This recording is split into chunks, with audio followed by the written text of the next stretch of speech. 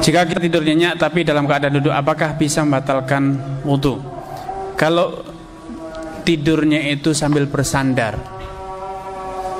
atau berbaring, maka membatalkan wudhu.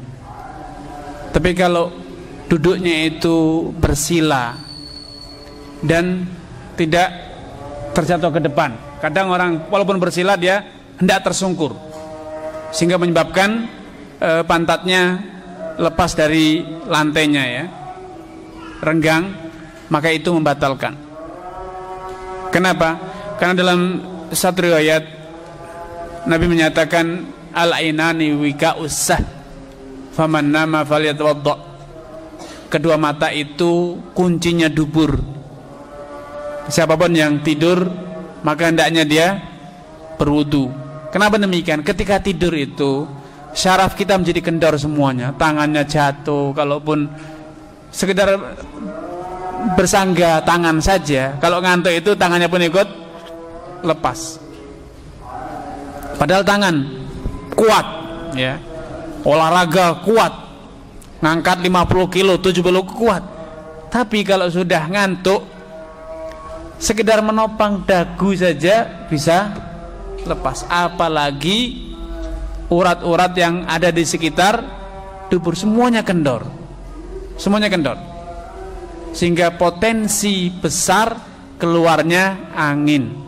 Maka para ulama mengatakan naum itu madinatul hadats, tidur itu kondisi yang sangat dimungkinkan keluarnya hadas. Dan dalam kaidah fikih dinyatakan tunazzalul madzinatu manzilatal ma'innah.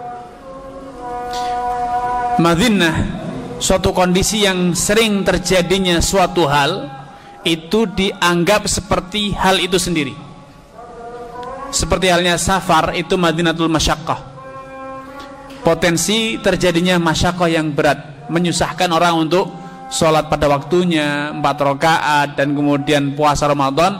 Maka hukum itu, hukum rukhsah safar, diberlakukan pada semua orang yang safar, walaupun belum tentu dia masyaqqah, belum tentu dia repot.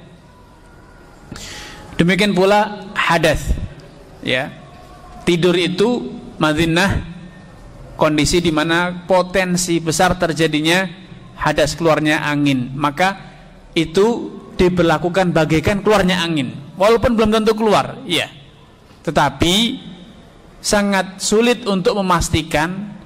Bertanya kepada orang yang tidur, kamu tadi kentut atau enggak sih? Walaupun sudah keluar kentut dut gitu pun yang tidur itu enggak, anda enggak ngerasa.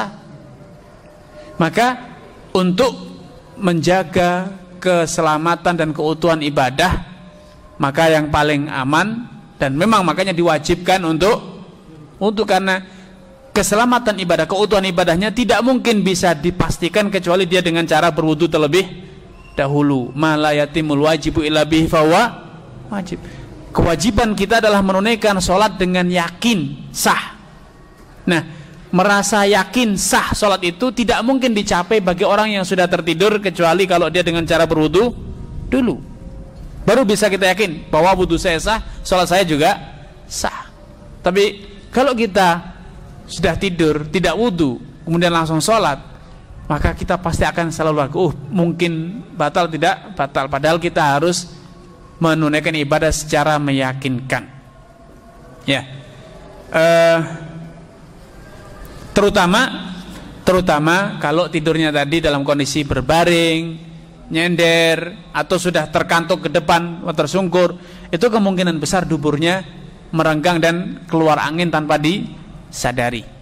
Nah, adapun kalau duduknya itu mantap bersila, tidak goyang, maka banyak ulama mengatakan itu mustathna, karena walaupun dia tidur, duburnya itu tersumbat dengan ketika duduk dengan mantap, ya, karena terjepit, terbebani oleh badan, akhirnya urat-urat itu tidak bergerak, anginnya juga tertahan, ya.